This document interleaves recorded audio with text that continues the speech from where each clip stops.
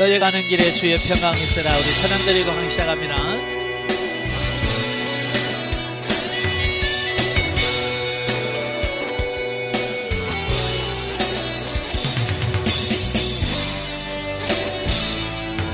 가는 길에 주의 평강 있으라. 평강의 왕 함께 가시니 너의 걸음 주 인도하시리. 주의 강한 손 널리 그시리. 너의 가는 길에 주의 축복 있으리. 영광의 주 함께 가시니 내가 밟는 모든 땅 주님 다스리리. 너는 주의 길 예비케 되리.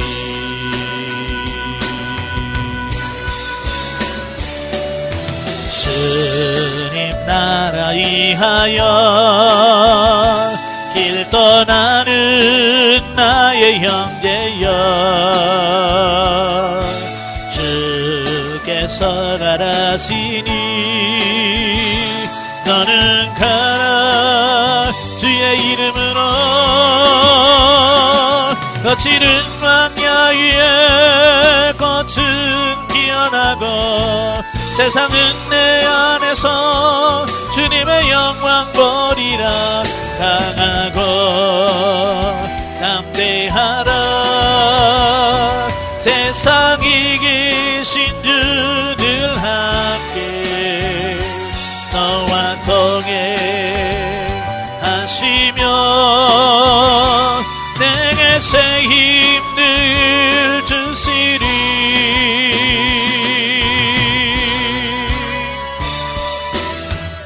아멘. 기도하겠습니다. 은혜로우신 아버지 감사합니다. 오늘도 귀한 날을 허락해 주시고 훈련의 장소로 인도하셔서 출애굽기 말씀을 같이 상고할 수 있도록 해주셔서 감사합니다. 오늘도 말씀을 나눌 때 그 말씀들이 살아있는 말씀이요 생명의 말씀이 될 수 있도록 성령님 도와주옵소서. 시종을 맡겨오며 예수님의 이름으로 감사하며 기도합나이다. 아멘.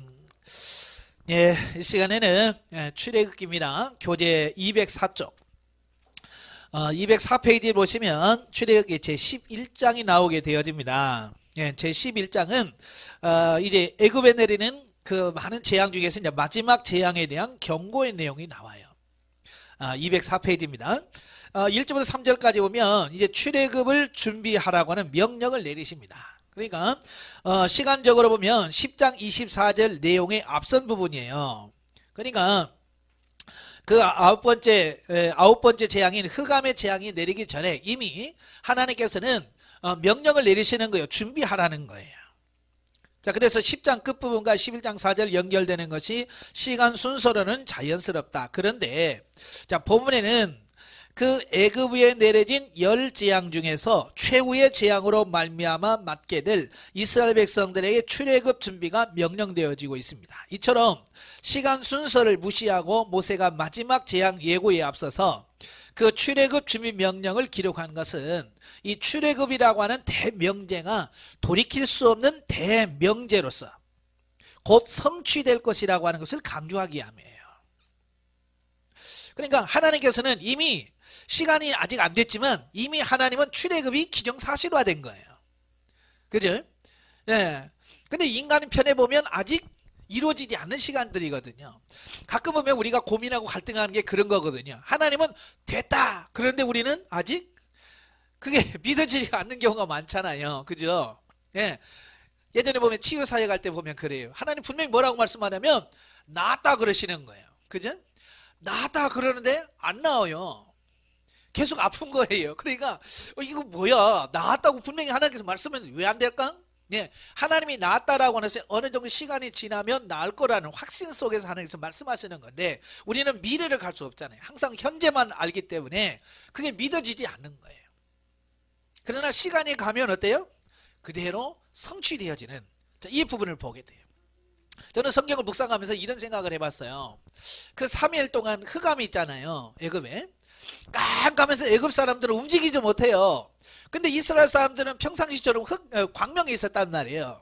그러니까 그때 애굽 사람 꼼짝 못했을 때 그냥 슬그머니 나와도, 그죠? 슬그머니 나와도 그들은 깜깜하니까 뭐 전쟁 준비를 할 수 있겠어요? 나올 수 없으니까 가도 될 만한데 안 간단 말이에요. 이스라엘 백성은 안 나와요. 자, 그걸 보면서 왜 그랬을까? 예. 왜 그랬을까? 이런 고민을 좀 해봤거든요. 그러니까 하나님은 이런 거예요.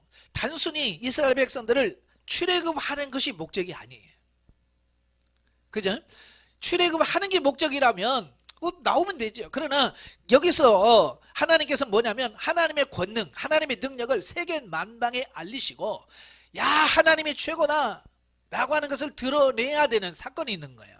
그래서 하나님께서는 충분히 나올 수 있음에도 불구하고 끝까지 있게 하시는 거예요. 아시겠죠? 자, 오늘날 우리도 마찬가지예요. 하나님 우리를, 저와 여러분을 부르셔서 하나님의 자녀를 삼으시고 그러잖아요. 근데 여러분을 부르시고 하나님께서 여러분에게 그냥 복이나 주고, 예? 구원이나 주고 뭐 이렇게 하시려고 여러분을 부르신 게 아니라는 사실이에요. 물론 궁극적으로는 우리를 구원하시는 게 목적이지만 단순히 그것만 목적으로 우리를 부르신 게 아니라는 말이에요. 만약에 하나님이 우리를 부르신 것이 영혼의 구원의 문제라고 한다면 그냥 세상에 그냥 내 마음대로 살도록 내버려 두다가 마지막에 숨 깔딱깔딱 넘어가려고 할 때 하나님께서 일로 와라 그러면 가잖아요. 그죠?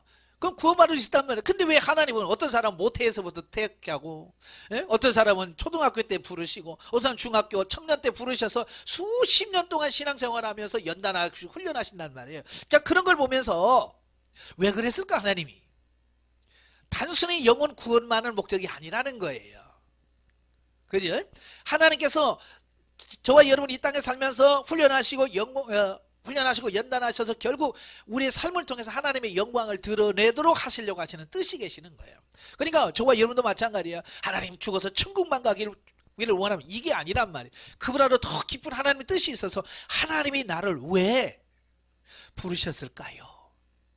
하나님이 왜 나를 목사로 세웠을까요? 하나님이 왜 나를 여기다 개척하게 하셨을까요?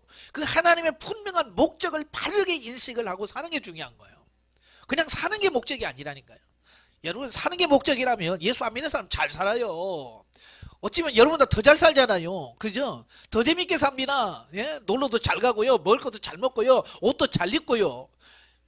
예. 그러나 그들은 뭐예요? 하나님과 상관없이 사는 거예요. 그러니까 잘 사는 게 목적이 아닌 거예요.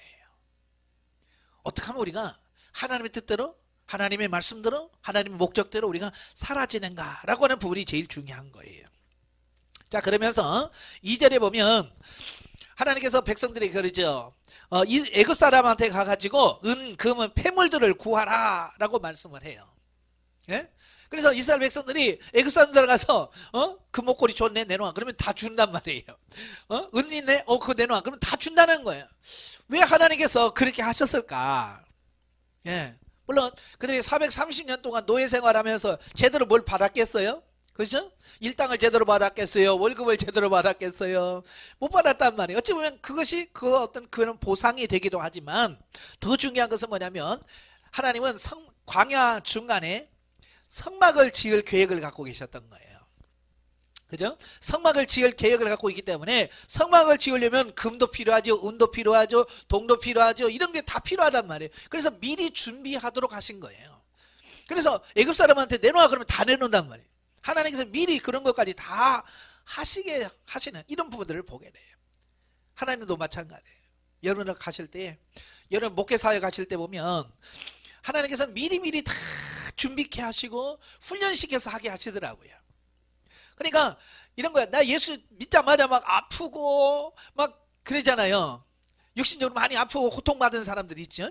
이런 분들은 왜 그러냐면 그분들이 그 자기 아픔을 통해서 기도하면서 치유받고 건강을 회복해서 뭐냐, 그 사람은 건강을 얻으면 이제 치유 사역을 하는 거예요. 예. 그렇게 하도록 미리 그렇게 아프게 하시고 기도하게 하시고 은사 능력 주셔서 그 사역을 하도록 만드시는 거예요. 참 저는요 요즘에는요 그 아픈 사람들 보면 소망이 있어요. 아, 하나님 저 치유하면 저런 사역 하시겠네. 여러분 또 우울증 환자라는 이름 너무 많잖아요.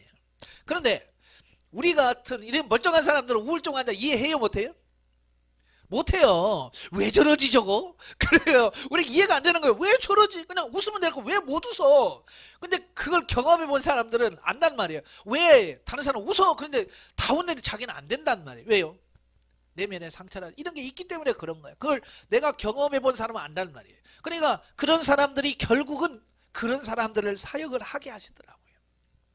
예. 그러니까 하나님께서는 그렇게 미리미리 사람도 준비시켜가요. 훈련시켜 가셔요.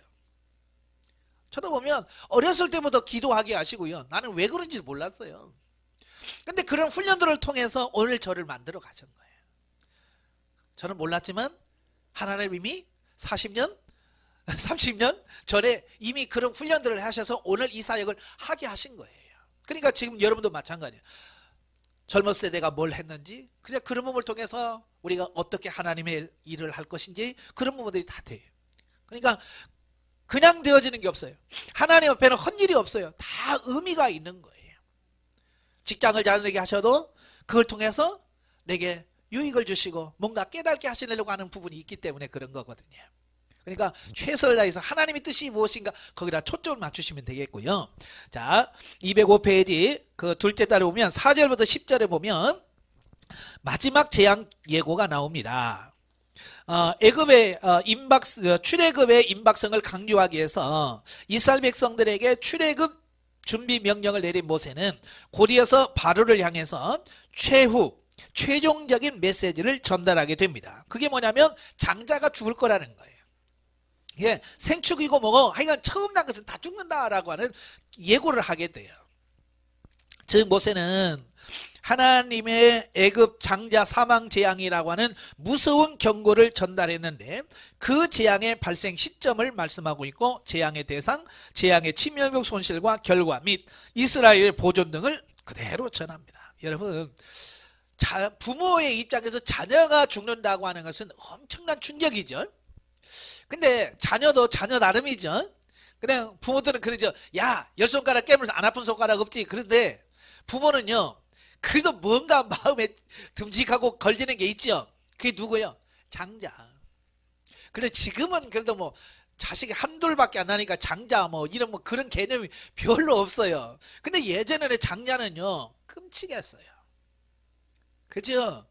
아마 여러분 어렸을 때만 해도 장자 그러면 막 할머니 할아버지들이 막 끔찍하게 생각했잖아요. 우리 장손 막 그러면서 뭐 반찬도 새로 막 다르고 다 다르잖아요. 해주는 거 다 다르고요. 옛날에는 다 그랬어요.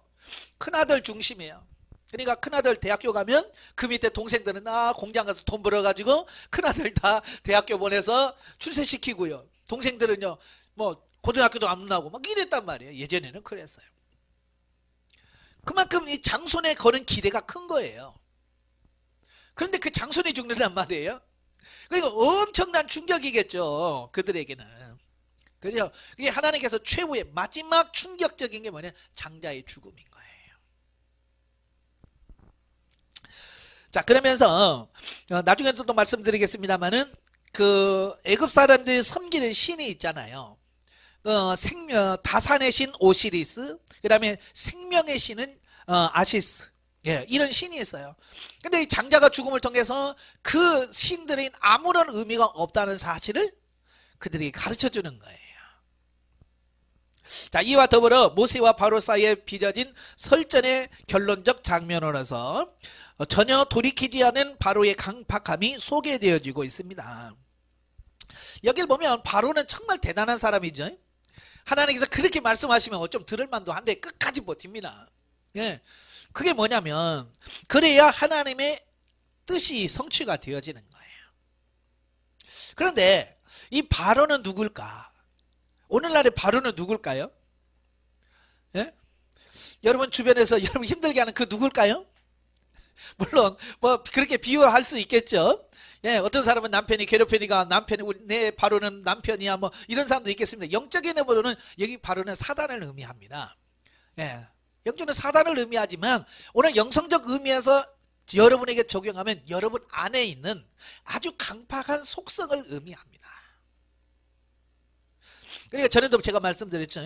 출애굽기에 있다가 제가 바로를 막 욕하고 있어서 아 이런 등신한 왜 이런 그러면서 왜 못 깨달으니까 너무 내가 안타까워서 이 바보 같은 그러니까 주님께서 뭐라고 말씀하냐면 네 안에 바로가 있다 그러시는 거예요.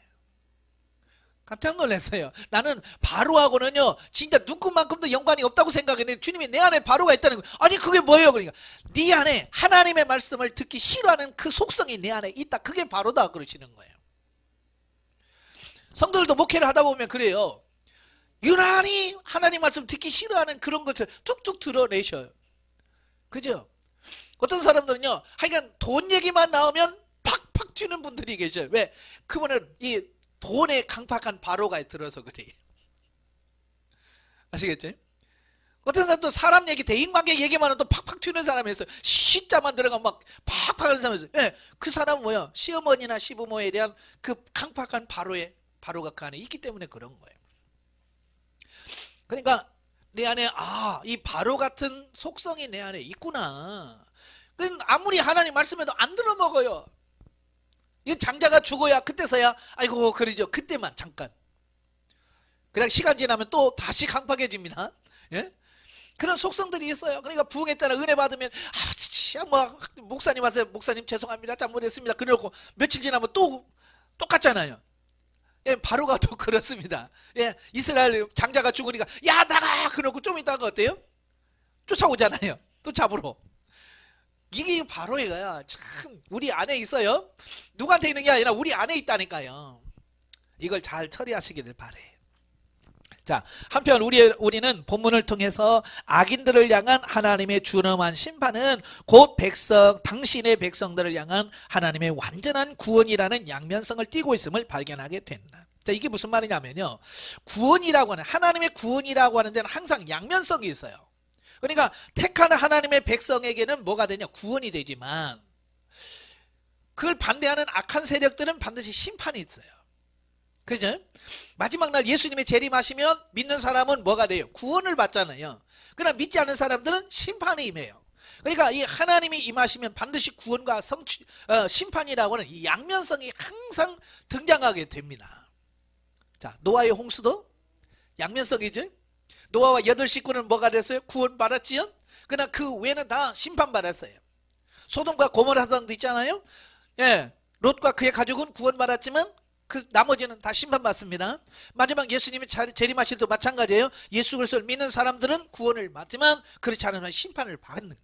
항상 구원에 대해서는 양면성이 있다고 하는 것을 기억하시길 바래요. 네. 자, 이러한 사실은 세상적 종말과 개인적 종말을 동시에 눈앞에 두고 있는 우리 신앙인에게는 크나큰 소망과 위안이 아닐 수 없다. 예. 그러니까 우리는 세상을 심판을 받아도 우리는 소망이 있는 거예요. 예를 들어서 이런 거예요. 하나님이 내일 이 세상을 멸망시키겠다라고 해도 우리는 소망을 가져요. 왜? 심판 중에는 뭐가 있다? 구원이 있다는 거예요. 예. 심판 중에는 우리는 구원이 있어요. 그러니까 세상이 망해도 우리는 소망이 있어요. 주님이 우리를 구원하시는 그 구원자의 수에 들어가면 되는 거예요. 문제는. 예? 거기 안 들어가면 문제죠. 예, 그래서 우리가 항상 깨어서 준비할 수 있는 그런 삶이 되셔야 됩니다. 자, 12장입니다. 출애굽기 12장 205페이지. 이제 드디어 10번째 장자 재앙이 임합니다. 1절부터 28절까지 보면 유월절과 무교절 규례에 대한 말씀을 해요. 자, 12장과 13장은 지금까지 예고되어 왔던 출애굽의 대역사가 마침내 성취되는 장면입니다. 그런데 본장에서 보듯이 이 출애굽은 유월절로부터 시작이 되어집니다. 이는 두 사건이 별개의 것이 아니라 구속사적인 맥락에서 하나의 의미를 갖고 있다는 겁니다. 그러니까 출애굽이라고 하는 개념과 유월절의 개념은 같은 하나라고 하는 거예요. 즉 이 두 사건은 인류의 희생양으로 오신 예수님의 죽으심과 그 피 흘리심으로 마침내 그를 믿는 자들이 죽음과 죄악의 권세에서 해방되어 새 삶을 찾게 되었음을 상징해주는 기념비적인 사건인 셈이다. 예. 그래서 이 유월절은 뭐냐? 그 애굽에서 종살이하던 삶에서 벗어나서 이제 참 하나님의 자녀가 되어지는 구원받는 어떤 그런 기념비적인 사건이라고 그 말입니다. 자, 그러면 오늘날에도 유월절을 지켜야 할까?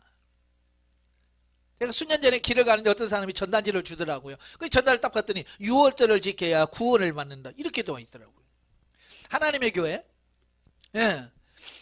거기서 나눠주는 그 전단지 보니까 6월절을 지켜야 구원을 받는다라고 말하는 거예요. 과연 어떻게 6월절을 지켜야 구원 받을까요?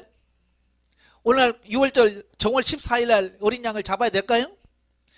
그럴 필요 없어요. 왜냐하면 지금은 성취 시대예요. 예수 그리스도께서 이 땅에 오셔서 어린 양으로 오셔서 십자가 못 박혀 죽으셔서 이 모든 것을 성취하신 거예요. 그래서 더 이상 우리가 6월절을 지킬 필요는 없습니다. 그러나 중요한 건 뭐야? 영적으로는 의미가 있어요. 오늘 주님이 나를 구원하셨구나. 하나님이 나를 구원하셨네. 그래서 구원의 감격, 구원의 기쁨이 늘 우리 안에 있어야 돼. 그래서 오늘날 6월절을 지킨다는 것은 날짜를 지킨다는 말이 아니라 그 하나님이 나를 구원해 주신 그 구원의 감격이 내 안에 있는 사람은 6월절을 지키는 사람이에요. 날짜와 상관없이 매일같이 6월절의 기쁨이 있는 사람, 구원의 감격이 있는 사람들은 이 감격이 식어지는 순간부터 하나님에서 원망이 생기고 불평이 생기고 하나님이 왜 나를 그렇게 하셨나 라고 불평하게 돼 있어요. 그래서 항상 6월절의 기쁨이 우리 안에 있길 바라요. 자, 한편 본문에서는 그러한 구속사의 큰 획을 긋는 6월절 규례를 제시하는 장면과 아비벌 14일 저녁에 치러지는 6월절과 곧바로 연결되어서 누룩 없는 떡을 먹음으로써 애굽에서 고역과 하나님의 구원을 기념하는 7일간의 무교절 규례가 제시되는 장면, 그리고 6월절 규례를 지킴으로 장차 사망의 재앙에서 모면하고 또 그 규례를 영구히 준수함으로써 하나님과의 관계를 돈독히 할 것을 명한 장면이 소개되어지고 있습니다. 그러니까 이제 무교절과 유교절은 같이 이어지는 절기거든요. 그러니까 14일 저녁에 어린 양을 잡는 그날을 6월절이라고 그래요. 그리고 그 다음부터 그 다음 날부터 7일 동안은 무교절이라고 그래요. 왜 무교절이라고 그래요? 예, 누룩 없는 떡을 먹는다. 그래서 무교절이에요. 원래 이 빵이라고 하는 것은 이스트라고 하는 그 누룩 같은 걸 넣어야 빵이 이렇게 부풀잖아요. 부풀어서 부드럽고 맛있습니다. 근데 밀가루에다 이걸 넣지 않으면 딱딱한 빵이네요. 맛도 별로 없습니다. 이건 뭐냐? 고난을 상징하는 거예요. 고난. 예. 무교병은 누룩을 넣지 않은 빵은 고난을 상징해요. 그러니까 이 무교절은 뭐냐면 이스라엘 백성들이 430년 동안 애굽에서 종살이하며 힘들었던 그 삶을 기억하는 절기예요. 아시겠죠? 예. 얼마나 힘들었겠어요, 종살이하는 게. 예. 그러니까 그걸 기억하는 거예요. 기념하는 거예요. 왜? 다시 그런 삶이 가지 않도록. 사람들은 금방 잊어버리잖아요. 그죠? 예전의 고난을 금방 잊어버려요.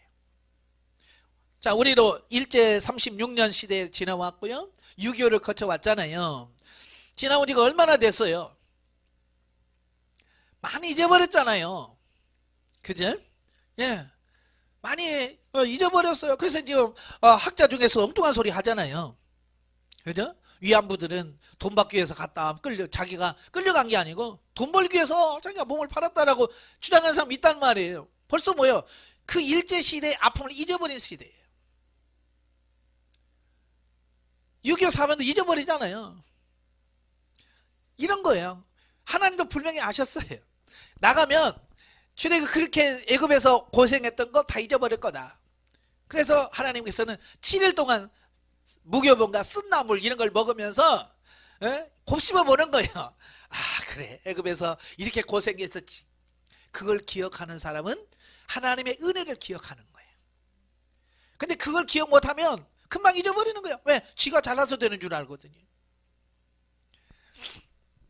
한편 하나님은 백성들이 6월절 양의 피를 문설주에 바르는 등의 표식을 안 해도 이스라엘 백성을 장자 죽음의 재앙으로부터 구별하실 능력과 구원해 주실 사랑이 있으셨다. 이제 중요한 게 이게 무슨 말이냐면 이런 거예요. 하나님은 전지전능하시기 때문에 양의 집에다가 양 잡아서 피 안 발랐다고 하나님께서 몰라봐서 죽일까요? 예? 그걸 모를까요? 하나님께서? 아셔요. 아심에도 불구하고 하나님께서 그들에게 야, 양을 잡아서 그 양을 먹어 그 피를 좌우 문설주와 임방에 발라라 라고 말씀하셨단 말이에요. 왜? 구별을 못해서? 그게 아니라 두 가지 의미가 있어요. 첫째는 뭐냐? 백성들이 신앙과 순종의 자세를 보일 기회를 주시기 위함이다. 하나님이 내 말에 순종하는지 보시는 거예요. 아시겠죠? 그래서 순종을 해서 양을 잡아서 피를 바르면 구원을 받고, 아이고 이까지 그거 뭐 에이 안 해도 되겠지 주고, 바로 순종의 여부가 구원과 직결된다는 것을 가르쳐 주려고 하는 거예요. 아시겠죠? 자, 그 다음에 두 번째는 뭐냐? 그 같은 구속사적 진리를 실제 행동의 제어로 말미암아 두고두고 기억하려는 의도에서 유월절 규례를 주신 거다. 자, 이게 무슨 말이냐면, 유월절 어린 양의 피는 십자가에 흘리실 예수 그리스도의 보혈을 의미하는 거예요. 예표하는 겁니다. 상징하는 거예요.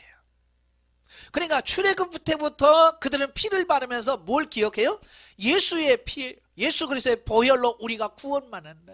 죽을 자리에서 우리가 건진받는다라고 하는 그 진리를 기억하고 살도록 예수님을 기다리면서, 그걸 기억하면서 기다리라 그 말이에요. 그러니까 해마다 6월절에 피를 바르면서, 그래 우리 메시아가 와야 돼, 하나님의 아들이 오셔서 나를 대신해서 죽으셔야 내가 구원받는다는 그런 신앙 고백을 계속해서 하도록 만드시는 그런 과정이에요. 그냥 심심해서 야 피 발라라 그런 게 아니에요. 이런 구속사적인 진리가 있다고 말해요. 두 번째 단락은 29절부터 42절까지 보면 이제 10번째 최후 재앙이 이루어지죠. 장자가 사망합니다. 아까 설명드렸죠. 다산의 신 오시리스와 생명의 신 이시스의 신이 아무런 힘이 없는 존재다라고 하는 사실을 보여주는 그 재앙이 장자 죽음입니다. 이스라엘로 하여금 약속의 땅에서 거룩한 나라를 세우게 하시려는 하나님의 뜻에 끝까지 반항하던 바로와 애굽 위에 마침내 최후의 재앙이 내려졌다. 이미 경고된 바 있는 이 재앙은 애굽 온 영토에 임함으로써 바로는 긴급히 무조건 굴복하게 되었다. 예. 참 여기서 보면 바로 입장에서 보면 좀 이스라엘 가겠다 그럴 때 그래 가라 그랬으면 이런 문제가 없잖아요. 그죠? 근데 고집피우가 끝까지 버틴 결과가 뭐예요? 재앙이란 재앙을 다 당하고 마지막 장자까지 죽는 이 고통이 임한단 말이에요. 이걸 우리에게 가르쳐 주는 게 뭐냐면, 하나님 앞에 고집 피워서 남는 게 있다 없다? 없다. 이걸 가르쳐 주는 거예요. 우리가 어떻게 감히 하나님과 싸워서 이길 수 있겠어요? 그런데도 요즘에 가끔 보면 성도들도 보면요, 하나님 앞에 맞짱 뜨자는 사람이 많아요. 예? 그죠? 하나님이 이기는 내가 이기나 한번 해봅시다. 그런 사람 많단 말이에요. 얼마나 바보 같은 사람이에요. 저도 옛날에 한 고집 했거든요. 그래서 하나님 이기는 내가 한번 해봅시다 그랬거든요. 근데 나중에 좀 철들고 보니까 그것처럼 무모한 게 없어요. 왜냐? 나는 하나님 이길 힘도 없겠지만 내가 평생 죽을 때까지 고집 피운다고 해서 몇 년 피울까요?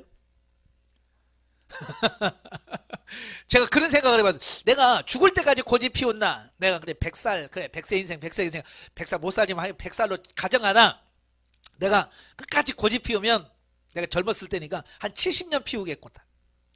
근데 하나님은 고집 피우면 영원이에요.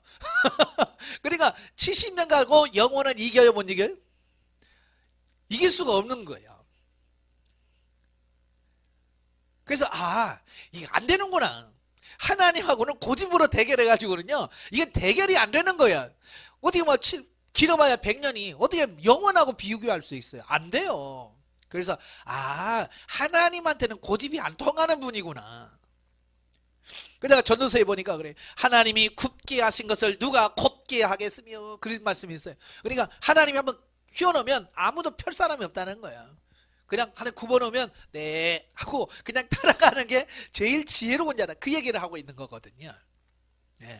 하나님하고 싸우지 마세요. 이길 수 없습니다. 예. 애들이 어른하고 싸우면 손해보잖아요.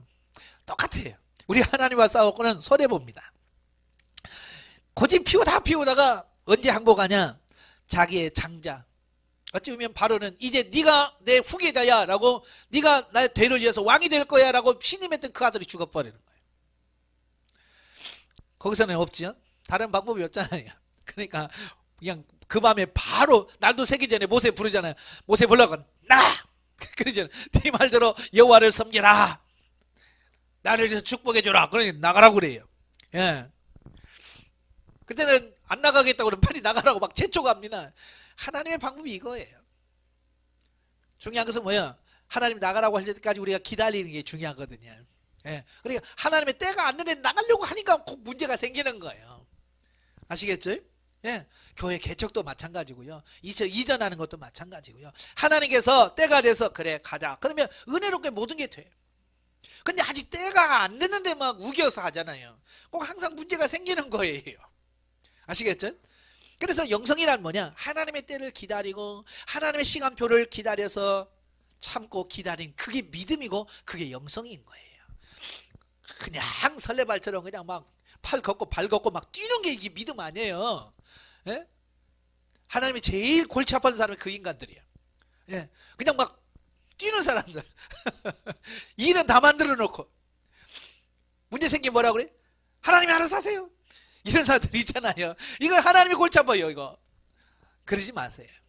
하나님과 상의해가면서 하나님 언제입니까? 언제 어떻게 할까요? 라고 하면서 좀 더디더라도 근데 그게 더 빠른 길이라는 거예요. 자, 43절 51절까지 오면 이제 추가된 유월절 규례에 대한 말씀입니다. 본장 초두에 언급한 바 있는 유월절 규례의 보완적 내용으로서 유월절 행사에 참여할 수 있는 자의 행위 등이 제시되어지고 있습니다. 그러니까 누가 참여할 수 있느냐? 유월절에 누가 참여할 수 있느냐? 유월절 행사에는 무할례자는 결코 참여할 수 없다. 그러니까 유월절에 참여하려면 반드시 뭘 해야 돼요? 할례를 받아야 돼요. 대신 할례 받은 사람은 출신 여하에 불문하고 모두 참여할 수 있는 거예요. 이방인이고 뭐고 상관없어요. 할례 받으면 다 참여할 수 있는 거죠. 예. 이와 함께 유월절 어린 양을 먹는 예법이 주어지고 있어요. 예. 한 집에 모여서 먹고, 예? 하나도 남기지 말라, 뼈를 꺾지 마라, 집 밖으로 나가지 마라 라고 하는 여러 규례들이 여기서 주어지고 있고요. 이상에서처럼 이스라엘 곧 새로운 선민의 공동체에 들어갈 수 있는 것은 혈통적 순수성이 아니라 하나님과 맺은 언약의 증표인 할례가 그것의 유일한 관건이었다. 이는 곧 유대인이나 헬라인을 불문하고 오직 믿음으로서만 하나님의 자녀가 될 수 있다는 신학적 믿음관을 예표해주는 것이다. 그러니까 이스라엘은 자꾸 뭘 강조하냐면 혈통적 이스라엘을 강조해요. 아브라함의 근데 성경은요 한 번도 구원에 대해서 아브라함의 혈통 그 말씀하고 있지 않아요.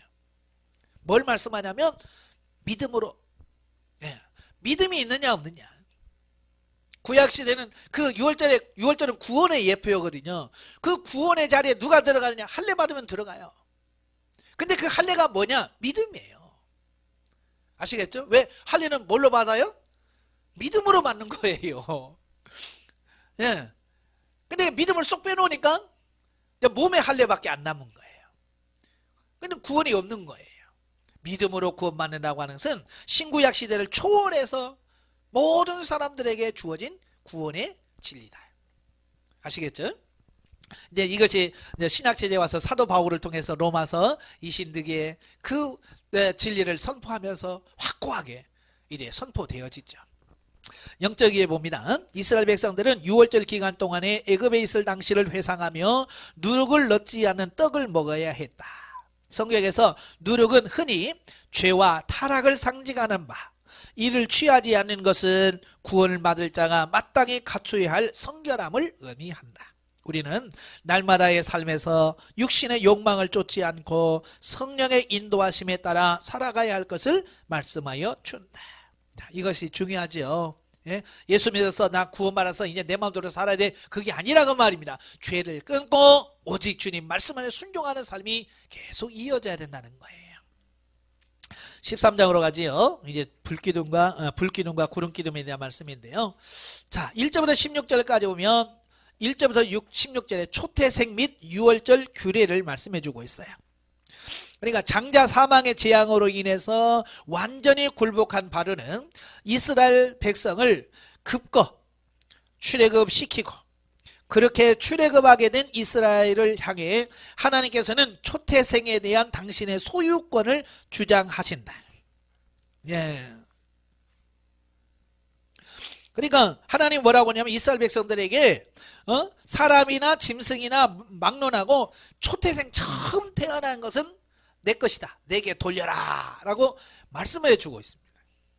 왜 하나님께서 왜 초태생을 자기 것이라고 주장하냐면 이 초태생 장자는 어떻게 해야 돼요? 애굽에서 마땅히 죽었어야 될 존재들이거든요. 그죠? 애굽 장자 죽을 때 같이 죽었어야 돼요. 근데 하나님께서 마땅히 그를 죽이지 아니하고 그들을 살려주셨단 말이에요. 어찌보면 덤이야 덤. 그죠? 죽을 인생을 죽지 않고 하나님 살려줬으니까 이건 덤이잖아요. 그러니까 그걸 이제 나를 위해서 하나님을 위해서 하나님의 영광을 위해서 그걸 돌려라 라고 하는 말씀이 초태생을 하나님께 돌려라 라고 하는 말씀을 하고 있는 거예요. 아시겠죠? 예. 그러니까 마땅히 내가 죽어야 되는데 하나님으로 살았단 말이에요. 그러니까 이제는 나를 위해서 사는 존재가 아니라 내가 이제는 하나님을 위해서 살겠습니다 라고 하는 신앙 고백이 들어가 있어야 되는 거예요. 그래서 처음에는 이 초태생을 하나님의 것으로 합니다. 그런데 출애굽을 하고 나서 시내산에 와서는 이것도 바뀌어집니다. 그 처음 난 장자를 대신해서 누구를 선택합니까? 레위지파를 선택하죠. 그죠? 레위지파를 선택해서 이 장자를 대신해서 하나님을 섬기도록 하는 거예요. 왜냐하면 이 하나님을 섬기는 것이 이게 고도의 여러 가지 집중이 이런 거 필요하거든요. 근데 여러 지파에서 막 장자들 모아놓고 하면 되겠어요? 안 되겠어요? 이거 쉽지 않아요. 그래서 하나님께서는 아예 레위지파를 딱 선택해서 이들은 하나님만 전문적으로 섬길 수 있도록 전문직으로 세운 거예요. 그래서 초태생이 하나님의 것이었는데 이제는 레위는 내 것이다 라고 하나님께서 이렇게 계시발전사적으로 이렇게 변화되어지는 이런 부분들을 보게 됩니다. 예, 어쨌든 처음 태어난 것은 하나님의 것이다. 자, 무교절 규례를 재차 언급하시는데요. 3절부터 10절입니다. 실로 이 규례는 질곡의 현장 애굽에서의 구원이 전적으로 하나님의 주권적인 은혜에 기인한 것임을 깊이 깨닫게 해준다. 아까 설명드렸잖아요. 무교절은 애굽에서의 삶을 기억하는 절기로서 누룩을 넣지 않은 딱딱한 무교병과 쓴 나물을 먹는다 그랬죠. 예, 그죠? 왜 먹으라고 했을까요? 사람들은요 너무 쉽게 잊어버려요. 너무 쉽게 잊어버려요. 그래서 해마다 그걸 먹으면서 또 기억하고 또 기억하고 또 기억하는 거예요. 아마 여러분도 어렸을 때부터 명절이나 대보름날 그 땅콩 까먹고 호두 까먹고 기억나시죠? 왜 기억납니까? 해마다 했잖아요. 그죠? 보름날이면 어머니들이 찰밥 해놓고 호두 주면서 까라 그러고 땅콩 까먹으라 그러고 막 부스럼이라고 하고 막 그러니까 어렸을 때 늘 습관적으로 해마다 하다 보니까 나이가 56세 돼서 대보름 되면 의뢰이 뭐라 그래? 호두 먹어야지 땅콩 먹어야지 그러는 거예요. 신앙생활 하면서도 대보름과 아무도 상관없는 우리들도 그 어렸을 때 살았던 그 삶을 기억하는 거예요. 이스라엘에서도 마찬가지예요. 해마다 쓴나물 먹으면서 기억하는 거예요. 왜 쓴나물 먹어요? 애들 같은 경우 쓴 거 싫어하잖아요. 어른들이야 쓴 거 좋아하지만 애들 이거 안 먹기 싫어요. 그때 야, 왜 먹으라고 줄 아느냐 설명해 주는 거예요. 우리가 애굽에서 이렇게 고생하면서 살았다. 하나님 우리를 구원해 주셨다. 그래서 그 고생을 기억하면서 살려고 하나님께서 이 떡을 먹으라고 그랬어. 먹어. 그러면 뭐요? 하면서 먹잖아요. 먹으면서 그걸 이제 기억하는 거야. 이 쓴나물은 그냥 배부르라고 먹는 게 아니고 애굽의 그 고난을 기억하라고 하는구나. 그러면서 먹기 싫지만 그걸 먹으면서 그걸 기억하게 하는 거예요. 이게 하나님의 뜻이 바로 거기 있는 거예요. 아시겠죠? 예. 따라서 누구든지 이 규례를 행할 때마다 시공을 초월하여 출애굽의 은혜가 그에게 주어질 것이다. 진정 과거에 경험한 하나님의 구원과 은혜를 항상 잊지 않고 감사하는 것이야말로 하나님과의 아름다운 관계를 지속하고 하나님의 놀라운 은총을 매일 덧입는 비결이다. 그러니까 그걸 잊지 않고 늘 기억하고 살 때에 하나님의 은총을 얼마나 덧입는 계기가 되는 거예요. 예. 근데 우리는 너무 쉽게 잊어버린단 말이에요. 잊지 않기를 바랍니다. 예. 그래서 나중에 신명기에 들어가면 모세가 이스라엘 백성들에게 항상 계속하는 말씀이 있어요. 기억해라. 잊지 마라. 왜? 잊는 순간 끝나는 거예요. 그죠? 은혜를 잊어버리는 순간 그때부터는 뭐가 돼요? 요구하게 되고, 예? 그렇게 되어지는 거예요. 그래서 기억하는 게 그래서 중요한 거예요. 두 번째 단락은 이제 17절부터 22절까지 보면 이제 가나안으로 인도하시는 하나님이, 자, 신생한 민족 이스라엘의 출생 근원을 초태생과 무교절 규례를 통하여 설명하셨던 하나님이, 그러니까 이 말은 무슨 말이냐면 이스라엘 백성들이 출애굽한 것을 뭐라고 비유하냐면 신생아로 비유합니다. 이제 막 태어난 아이로 비유하고 있어요. 그래서 여러분이 이제 상담 받으시다 보면 그 상담 카드에 보면 애급 단계가 있죠. 그 애급 단계는 무슨 단계라고 그랬어요? 네, 엄마의 모태에 있는 단계. 그래, 거듭나기 이전, 네, 이전의 상태를 말합니다. 그리고 막 태어나면 광야로 들어오지. 그래서 광야 생활을 합니다. 광야는 유치원 수준이라고 그랬죠. 그래서 거기서 성장을 해서 가나안으로 들어가게 되는 거예요. 그러니까 이스라엘 백성이 출애굽에서 막 나오는 것을 신생아, 이제 부모의 엄마의 태에서 응애하고 태어난 그 어린 아이예요. 그 아이가 어떻게 해야 돼요? 많은 훈련과 연단을 통해서 성장해 가고 성숙해 가는 거예요. 자, 이제 그들의 손을 잡고 약속의 땅 가나안으로 인도해 가신다. 예, 하나님이 인도해 가시는 거예요. 자, 중요한 것은 뭐냐? 거기 보면 하나님께서 출애굽에서 블레셋 땅으로 가면 굉장히 길이 빠릅니다. 일주일이면 갈 수 있는 거리예요. 일주일도 안 걸리죠. 고센과 이스라엘은 거의 붙어 있어요. 예. 예, 고센 지역은 그 가나안 땅과 거의 붙어 있어요. 그러니까 조금만 가면 바로 가나안 땅으로 갈 수 있어요. 근데 하나님은 왜 그 땅으로 블레셋 땅으로 가지 아니하고 정반대인 홍해길로 이렇게 이끌어 가시는 거예요. 그러니까 하나님께서 길을 잊어버려 가지고, 야, 내가 길을 잘못 갔다, 야. 그래 가지고 하나님께서 그러실 것 같아요? 예? 하나님이 길을 못 찾아 가지고 홍해길로 엉뚱한 길로 가셨을까요? 그렇게 생각하면 이상한 거지. 아니에요. 하나님께서 분명한 목적을 가지시고 그렇게 하셨다는 말이에요. 다시 말하면 우리를 위한 배려예요. 또 영적인 진리를 가르쳐 주기 위한 과정인 거예요. 여러분도 마찬가지죠. 여러분도 마찬가지예요. 여러분 늘 하나님과 싸우는 게 뭐예요? 신앙생활 하면서 하나님과 싸우는 게 뭐예요? 내가 봤을 때 하나님 요리 가면 빠르잖아요. 그러잖아요. 우리는 하나님 저기는 요리 가면 빠른데, 근데 하나님은 요리 가지 않게 하시고 요리 가서 저리 가서 돌아서 가게 하신단 말이에요. 얼마나 시간도 오래 걸리고 많이 걸려서 간단 말이에요. 그러니까 하나님 요리 가게 해주세요. 우리는 요리. 그래서 하나님과 늘 싸우는 게 그거거든요. 내가 결정하는 게 옳은 걸까요? 하나님이 결정하신 게 옳은 걸까요? 예? 당연히 하나님이 하시는 게 제일 중요하죠. 완벽합니다. 근데 우리는 그냥 거기만 가면 되는 것처럼 생각한다 그 말이에요. 그래, 하나님은 그런 과정을 통해서 우리를 변화시키고 새롭게 만드실 부분이 있기 때문에 그러신 거예요. 나중에 다 설명 나옵니다. 왜 홍해를 건너게 하셨을까? 사도 바울은 홍해를 건넌 것을 세례를 받았다 이렇게 비유합니다. 너희 조상의 홍해를 건너므로 물 세례를 받아노라 그러잖아요. 고린도서 10장에서. 그러니까 하나님은 이스라엘 백성들을 건져내서 물 세례를 받게 하시는 거예요. 홍해를 갈라놓고. 이런 의미가 있는 거예요. 근데 그걸 모르니까 왜 돌아갑니까? 에? 왜 거길 먼 길로 가야 돼요? 이렇게밖에 할 수 없는 거예요. 그래서 우리가 절대 하나님이 이끄시는 바에 대해서 원망하지 말고 불평하지 말고 돌아가라면 돼. 예? 멀리 가라고 해도 예.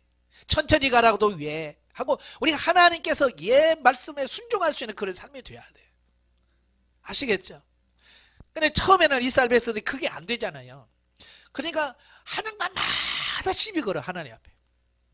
그죠? 하나님한테 원망해요. 왜 없게 하셨어요? 왜 길이 나빠요? 왜 물이 없게 하셨어요? 왜 떨어지게 하시면 뭐 이런 거잖아요. 왜? 불평.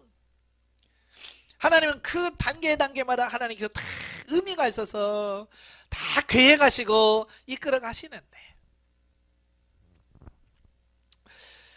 자, 특별히 하나님은 광야에서의 기나긴 여정 동안 그들 앞에 구름 기둥과 불 기둥을 두셔서 친히 그들을 보호 인도하심을 확연하게 보이셨다.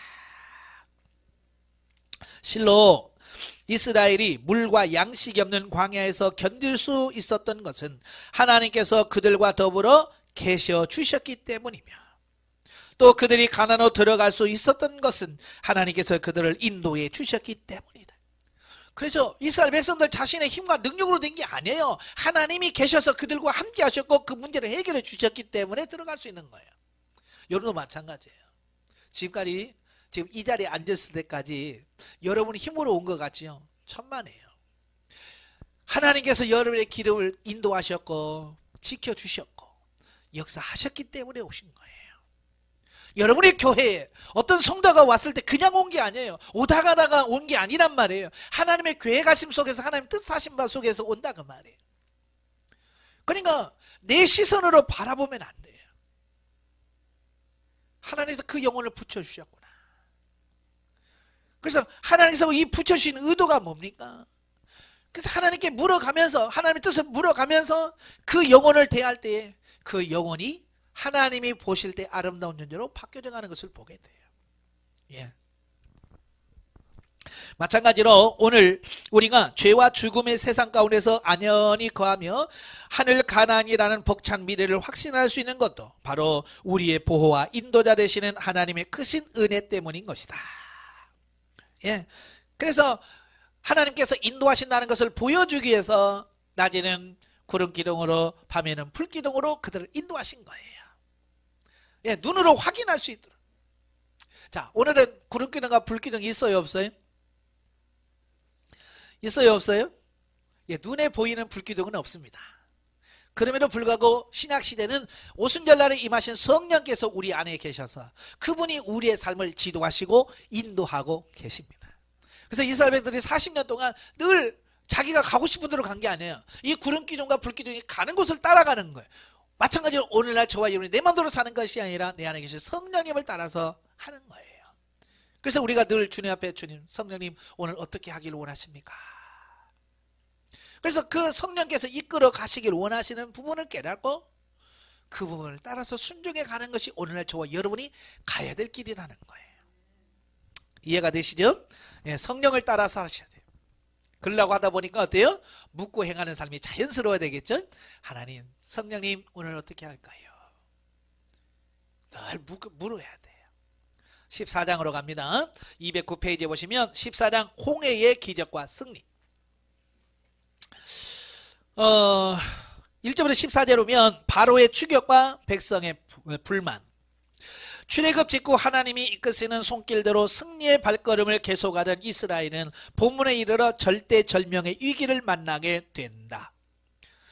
즉 하나님께서 이스라엘을 홍해로 인도하여 바로의 애굽 군대를 유인하셨다는 거예요. 자, 여기서 이제 중요한 게 뭐냐? 처음에는 얼마나 신났을까요? 출애굽에서 나오니까 막 세상을 다 얻은 것 같지요. 그래서 막 야 신났다. 그런데 가다 보니까 앞에가 홍해가 쫙 갈라 막혔어요. 더 기가 막힌 것은 뒤에 누가 쫓아와요? 바로가 쫓아온다는 거예요. 바로가 쫓아온다는 거예요. 그러니까 이스라엘에서는 이제 건너갈 수도 없고 그렇다고 다시 갈 수도 없고 정말 진퇴양난에 빠진 거예요. 근데 하나님께서 왜 다른 길도 많은데 왜 하나님께서 하필이면 홍해길로 인도하셨을까? 예, 이유가 있단 말이에요. 이유가 뭐냐? 첫째는 바로와 애굽에 대한 심판을 계획하셨기 때문이에요. 예, 바로를 심판해야 되는데 어떻게 심판하느냐? 하나님은 이미 계획이 딱 짜인 거예요. 그 홍해에다가 수장시키는 게 하나님의 그들을 심판하는 방법이었던 거예요. 그러니까 수장시키려고 하면 그들이 와야 되잖아요. 그죠? 고기를 낚시를 할 때 그 낚시를 물게 하려면 뭐가 있어야 돼요? 미끼가 있어야 되잖아요.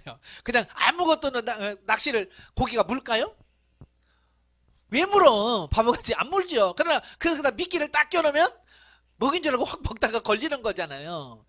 그러니까 바로가 아예 그냥 이스라엘 백성이 저 블레셋길로 해서 홀딱 넘어가서 국경을 넘어가면 야 지금 가도 안 되겠다. 야.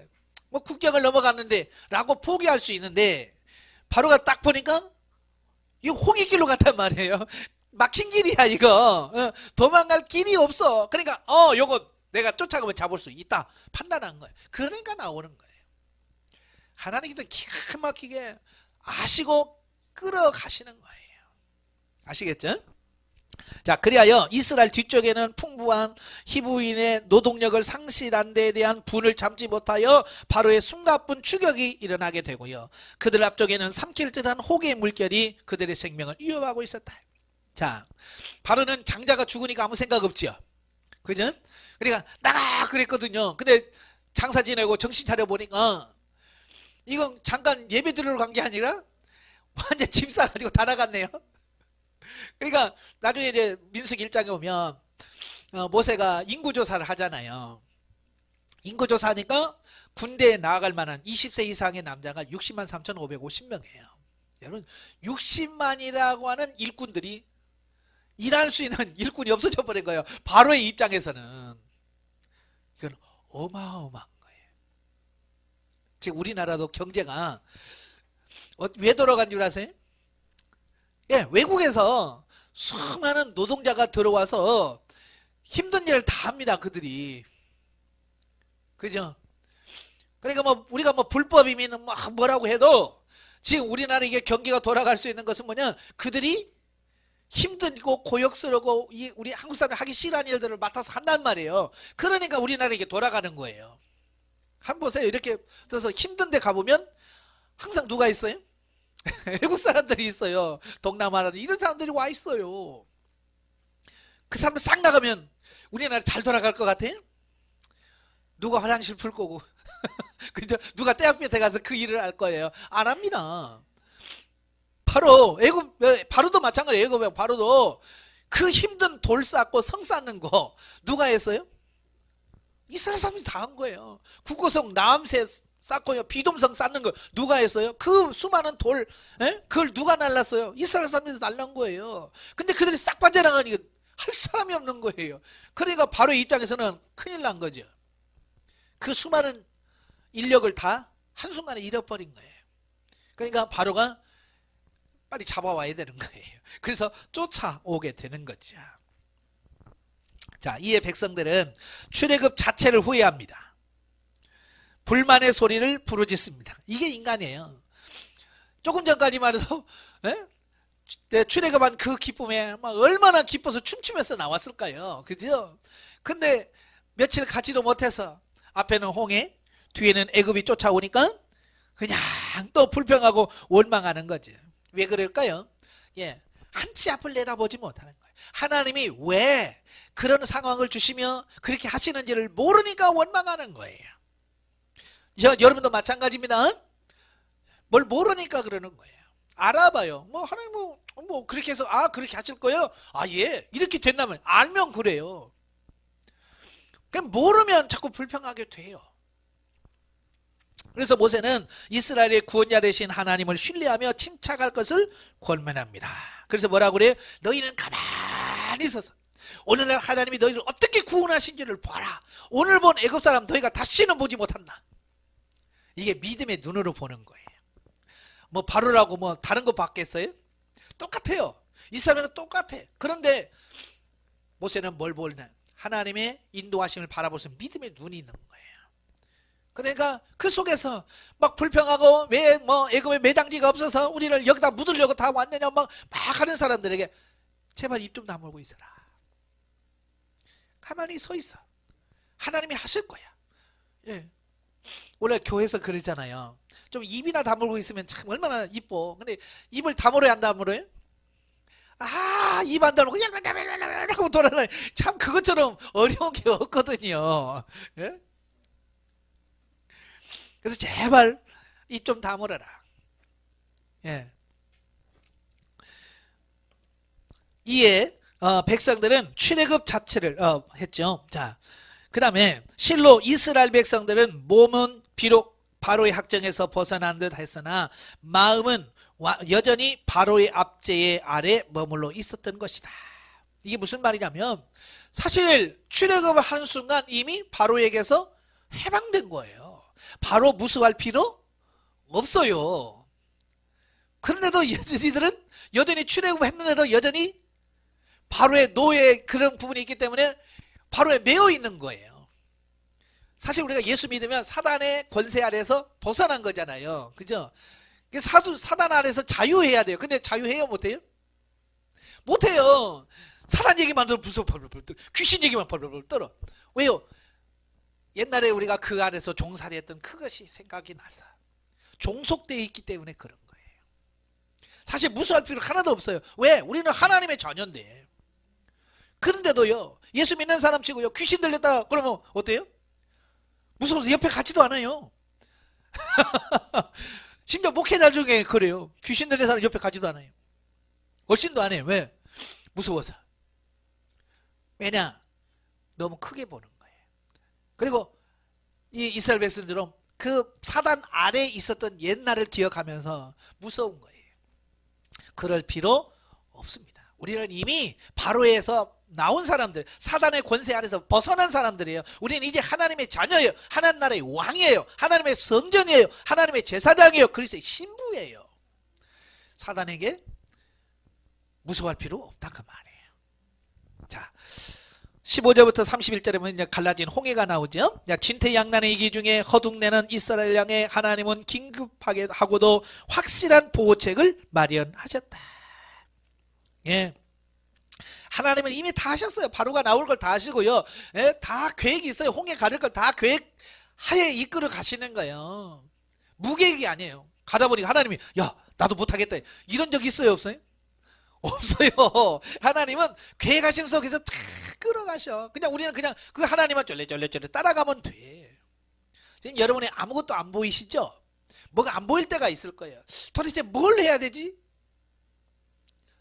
정말 아무것도 안 보일 때 우리는 하나님만 바라보십시오. 그분이 여러분의 길을 인도하고 계시니까. 즉 하나님은 모세로 하여금 지팡이로 홍해를 가르게 하는 동안 애굽이 더 이상 추격하지 못하도록 구름 기둥으로 방어벽을 삼으셨습니다. 하나님은 다 하셨어요. 갈라진 홍해를 통해 이스라엘 백성들을 모두 건너게 하셨습니다. 이걸 몰랐던 거예요. 이스라엘 백성들은 홍해를 가르시고 건너가게 하실 거라는 것을 이스라엘 백성은 모르는 거야. 그러니까 불평이 나오는 거죠. 원망이 나오는 거예요. 모르니까. 만약에 이걸 알았다고 하면 그렇게 하겠어요? 안 하겠어요? 안 하죠. 원래 교회에서 많은 성도들이 막 불평하고 원망합니다. 왜 그럴까요? 몰라서 그렇거든요. 그러니까 그들에게 뭘 해야 돼? 우리가 가르쳐야 되잖아요. 하나님의 뜻은 이런 거다. 하나님의 계획은 이런 거야. 라고 그들에게 하나님의 뜻과 계획을 가르쳐 주면 그들이 아 그렇군요. 그런 계획이 있군요. 라고 하면 불평은 안 할 텐데 목회자도 몰라. 같이 막 허둥대는 거야. 글쎄 나도 몰라. 그러니까 같이 허둥대니까 지도자가 허둥대니까 그 밑에 다른 사람들이 뭐가 되겠어요? 더 불안한 거죠. 그죠? 더 불안한 거예요. 그러니까 더 시끄러울 수밖에 없는 거예요. 지도자가 중심을 딱 잡고 하나님을 바라보면서 오늘 모세처럼 야 가만히 서 있어. 하나님 어떻게 하시는지 봐라. 그러니까 담대하게 서 있는 어떤 그런 모습을 보면 그들이 안심할 거라 그 말이에요. 제가 요즘에 참 재밌더라고요. 그 뭐냐면 세상에 나쁜 개는 없다라고 하는 EBS 사는 그 프로가 있어요. 그래서 밥 먹을 때 잠깐 하나씩 보거든요. 거길 보면 꼭 나는 너무 많은 교훈을 받아요. 그걸 보면서 야, 사람이 개를 그렇게 모르듯이. 그죠? 그냥 개를 몰라요. 개 속성을 모르고 그냥 이뻐만 놔주는 거야. 그러니까 막 쓰담쓰담 하는데 그 쓰담쓰담이 개는 굉장히 불편한 거예요. 우리 입장에서는. 그리고 우리는 말을 많이 하잖아요. 야 조용히 해 시끄러워 가만히 있어 그러잖아요. 근데 개는 우리 말을 못 알아듣는데. 그죠? 근데 걔는 우리 행동을 보는 거예요. 행동을. 그러니까 손님이 왔을 때 주인이 막 불안해 했으면 걔도 막 같이 불안해서 막 짖고 막 그런다는 거예요. 근데 주인이 중심을 딱 잡고 편안하게 있으면 걔도 주인이 편안하면 걔 주인 보고 편안하다는 거예요. 저는 그걸 보면서 목회자가 중심을 잡고 저렇게 편안하게 갔을 때 그를 따라가는 성도들이 안심을 하고 어떤 문제가 와도 그 흔들리지 않은 그 목회자의 모습을 보면서 안심하고 갈 수 있는 거예요. 네, 아시겠죠? 그러니까 목회자가 그러면 중요한 거예요. 네. 자, 반면에 추격하던 바로의 군대를 모조리 수장시키셨다. 이 초자적 사건을 통해서 이스라엘은 마침내 명실상부한 애굽으로부터의 해방을 맞을 수 있었고 하나님만이 그들의 참 보호자가 되신다는 사실을 다시금 확인할 수 있었다. 예. 그러니까 바로가 특별 병거 600성을 가지고 애굽의 모든 병기들을 다 동원해서 추격해 왔지만 그걸 이스라엘 백성들이 싸워서 이기려면 어떻게 이길 수 있겠어요? 못 이깁니다. 그때 당시 애굽은요 최강의 군대를 갖고 있고요 최고의 뭐든 이런 다 갖춘 나라예요. 어떻게 이스라엘 백성이 힘으로 어떻게 할 수 있겠어요? 아무도 못합니다. 그런데 하나님이 하시니까 이스라엘 백성들은 거기다가 화살 하나도 안 쐈어요. 그죠? 화살 한번 안 쏘고 그냥 요단 그 홍해만 건넜는데 하나님이 다 처리하신 거예요. 그러니까 우리가 할 일은 없어요. 하나님이 하실 때 하나님 하신 거 바라보고 믿기만 하면 돼요. 자, 한편 넘겨서 하나님의 은혜와 능력으로 이루어진 홍해 도하 사건은 영적으로 죄악과 고역과 절망으로 상징되는 과거 애굽 생활을 홍해 물속에 모두 장사하고 하나님의 은혜로서 새로운 피조물, 새로운 하나님 나라의 시민으로 다시 태어난 중생 사건을 예표해주는 구속사에 있어서 기념할 만한 사건이다. 예, 그러니까 홍해를 건넜다라고 하는 말은 우리가 예수를 믿다가 거듭났다, 중생했다라는 의미라고 하는 거예요. 그죠? 그래서 중생하면 뭐예요? 세례를 받지요. 중생하면 세례를 받잖아요. 예, 고백을 하고 예수 그리스도를 나의 구주로, 하나님을 나의 아버지로, 성령을 나의 인도자로 고백했을 때 물로 세례를 베풀잖아요. 바로 마찬가지예요. 그래서 이스라엘 백성들이 하나님을 만나고 고백하는 순간 홍해를 가르시고 그를 쫙 건너가게 하셨어요. 그래서 아까 말한 것처럼 사도 바울은 여기서 세례를 받았다라고 표현해 주고 있어요. 참 이걸 보면서 정말 하나님은 스케일이 크셔. 예, 여러분 그 이스라엘 백성을 놓고 한 명 한 명 세례 주려고 하면 얼마나 시간 걸리겠어요. 그죠? 예? 모세가 일일이 그 세례 주려면 얼마나 많이 걸렸어요. 가끔 이제 진중 세례라는 게 있어요. 이제 군인들에 가서 복음 전하고 그래서 영접하는 사람 세례 주는 데가 있어요. 한 명 가면 뭐 200명, 300명씩 세례를 주거든요. 혼자 가는 게 아니라 열 몇 명씩 목회자가 가도 그래도 일일이 가서 이렇게 해도요 몇 시간 걸립니다. 예? 이름 부르면서 성부와 성령의 이름으로 세례를 주느라 하고 옆에 가서 또 하고 이렇게 해도 몇백 명 하려면 열 몇 명이 가도 이거 1시간 걸려요. 2시간 걸립니다. 근데 이건 아까 말했죠. 장정만 60만 3,550명이에요. 예, 여자들이 있죠. 어른들이 있죠. 애기들이 있죠. 200에서 250만, 많게는 300만까지 봅니다. 그 많은 숫자 그냥 머리가 손 한 번만 앉아도요 이거 얼마나 걸리겠어요. 근데 하나님은 어때요? 홍해가 나고 쫙 일순간에 세례받게 하셨어요. 예. 근데요 세례는 뭐냐? 옛사람이 죽고 새 사람으로 사는 것을 의미하는 거예요. 그 홍해 건너면서 애굽에서 가졌던 옛사람은 다 죽는 거예요. 그리고 홍해를 건넌 순간 이제는 새 사람으로 하나님의 백성으로 새롭게 사는 거예요. 이런 변화가 확 일어나야 되는데요. 이런 변화가 있어요 없어요? 일반 교회에서 세례 받으면 변화가 나타나요 안 나타나요? 조금 있는데 많게는 안 나타나죠. 왜냐하면 자아가 확 죽었어요. 옛사람이 죽어야 되는데 설 죽어서 오른 거예요. 예. 그래서 설 죽은 옛자를 광야에서 잡는 겁니다. 하나님께서. 아시겠죠? 그러니까 이 세례 받을 때 다 죽어야 되는데 안 죽어서 오니까. 예. 자, 영적이 뭐죠? 바로의 군대가 추격해 옴에 따라서 이스라엘 백성들은 수많은 하나님의 권능을 목도하였음에도 불구하고 눈앞에 닥친 현재의 고난만을 두려워하여 차라리 굴욕스럽게 애굽 사람의 노예로 살기를 원한다. 참 그래요. 우리 사람들은요, 왜 이렇게 문제 앞에만 서면 작아지는지 몰라요. 그죠? 평소에는 믿음이 좋은 것 같은데 어떤 문제만 딱 닥치면 왜 이렇게 초라해지고 왜 이렇게 작아지는지 모르겠어요. 그게 육신의 속성이죠. 애굽 사람도 마찬가지죠. 바로 앞에만 서면 작아져. 그래서 뭐라고 그래? 심지어 차라리 여기서 죽는 것보다 바로에 종살이 하는 게 낫다. 차고로 애굽으로 돌아가자는 거예요. 몰라서 그렇죠. 자, 그러나 모세는 극한 환난 가운데서도 하나님께서 안전하게 지켜주리라고 하는 확신하에 백성들을 권면하고 위로합니다. 우린 여기서 백성들의 원망에 쉽게 낙심하고 좌절하던 모세가 과거의 모습과는 달리 신앙의 용장으로 변하는 모습을 발견하게 된다. 그죠? 처음에 하나님께서 모세 부를 때 모세가 안 가려고 그러잖아요. 근데 하나님께서 가라 그러니까 가요. 갔을 때 내가 가서 얘기만 하면 되겠지 하고 바로에게 가서 하나님이 그런데 내 백성을 내놔라 그러니까 바로가 뭐라고 그래? 야, 여호와? 난 몰라. 난 니네가 성이랑 여호와 모르는데 내가 왜 내버리냐? 그래서 확 반대하잖아요. 그러면서 뭐라고 그래 바로가? 요것들이 한가하니까 엉뚱한 생각 한다. 그래서 볏집 주지 말고 벽돌은 똑같이 만들려고 해라. 그러니까 이스라엘 백성들이 원망하지. 네가 괜히 와가지고 말이지.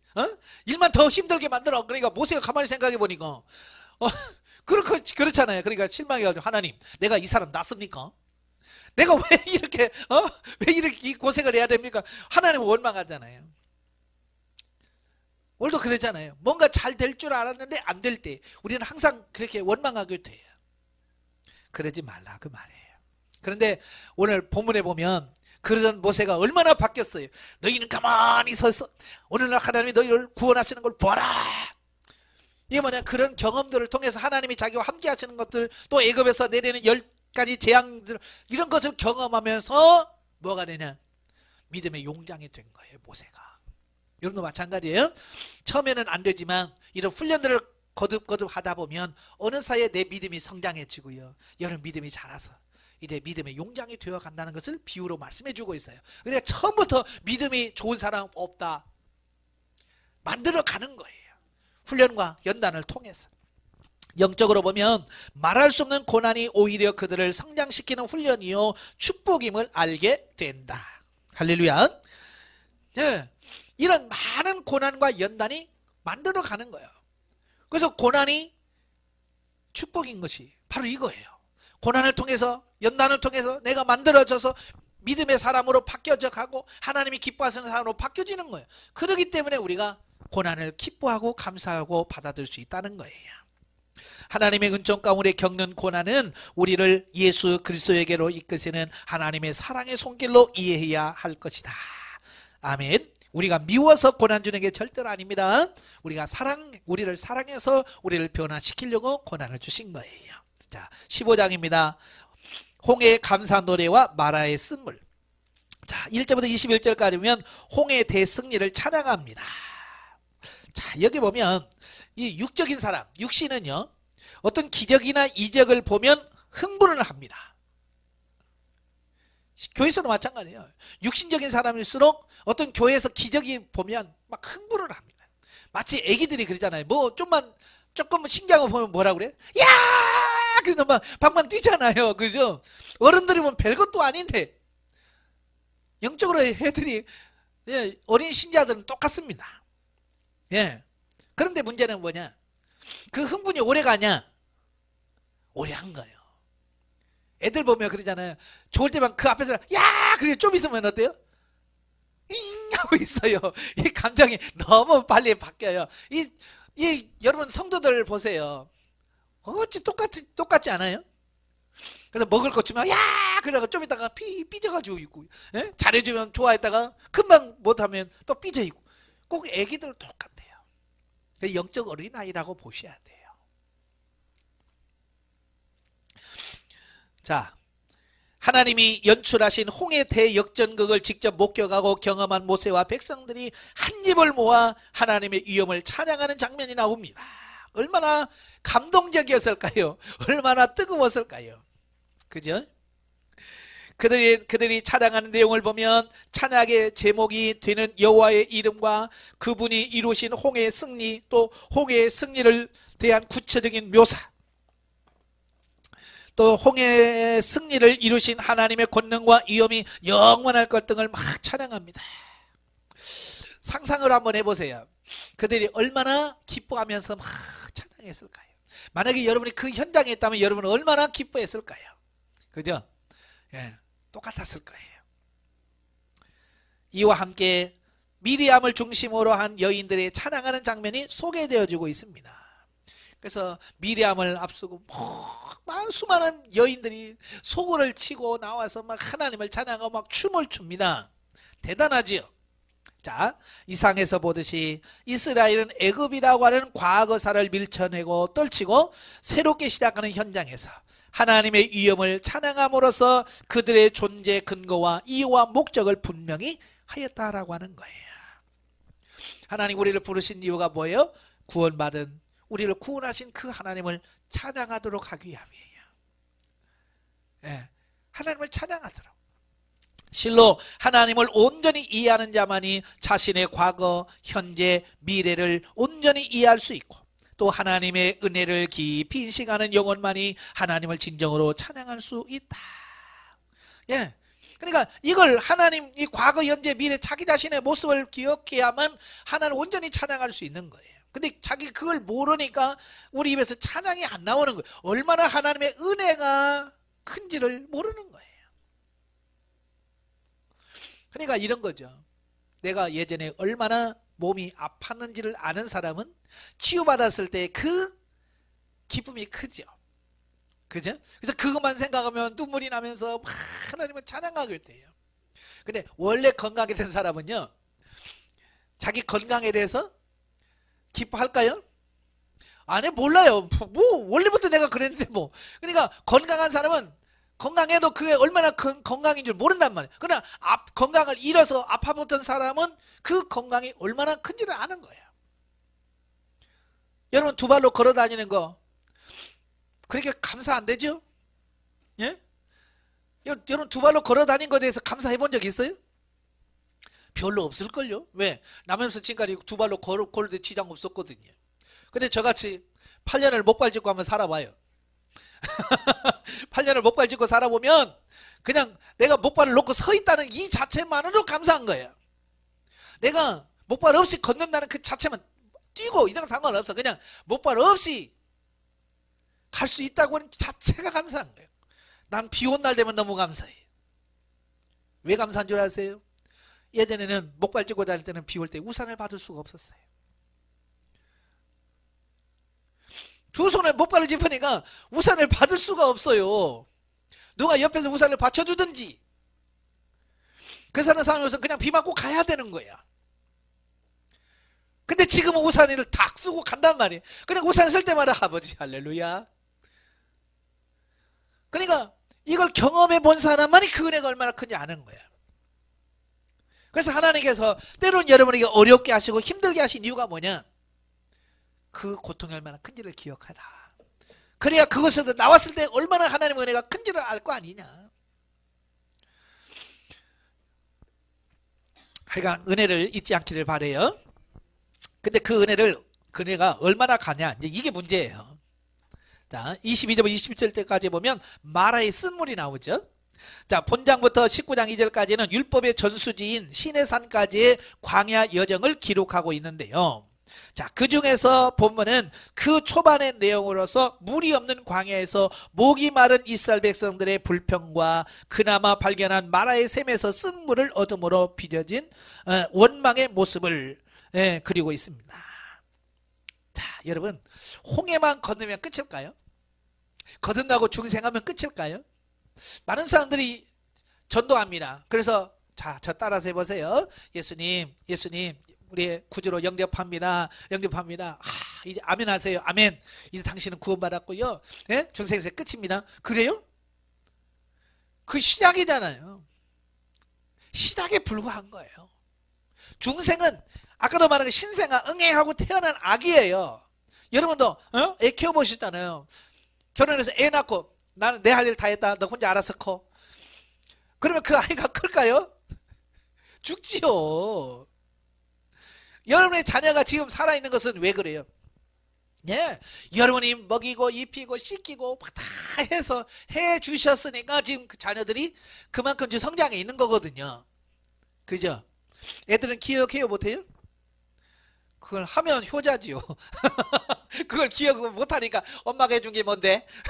엄마가 나한테 뭐 해준 게 뭐 있어? 이러잖아요. 그걸 기억을 못하니까 그러는 거예요. 예. 마찬가지예요. 지금 여러분의 교회에 새 신자가 왔다. 그 사람이 나이가 50이든 60이든 상관없이 영적으로 보면 이제 응애하고 태어난 신생아라고 보시면 돼요. 그래서 그 아이를 신생아를 돌보듯이 그 영혼을 잘 보고 말씀을 줄 때도 네? 젖을 먹여야지. 그들에게 뭐예요? 막 고기 썰어주고 그러면 배탈 나버리잖아요. 그러니까 성도를 지도할 때 항상 우리가 기억할 게 뭐냐, 이 성도의 영적인 수준이 어느 수준이냐, 그걸 보면서 그에게 맞는 젖을 줘야 될 자는 젖을 주고, 이유식을 할 사람은 이유식을 하고, 예? 밥을 먹여줄 사람 밥을 먹여주고, 고기 줄 사람 고기 줘야 돼. 근데 그게 구분이 안 되면 젖 먹여야 될 고기 줘 배탈 나서 상처받아서 그냥 쓰러져 버려요. 또 반대로 고기 먹어야 될 사람 맨날 젖만 줘. 그러면 이 사람은 배고파. 배고파지고 맨날 허덕거리다가 어디 뭐 좋은 데 없나 그러면 맨날 열이 쫓아다니고 저리 쫓아다니고 그래서 헤매는 사람으로 만들어버리는 거예요. 그 역할을 누가 해드느냐? 우리 목회자가 해야 돼요. 정확하게 해서.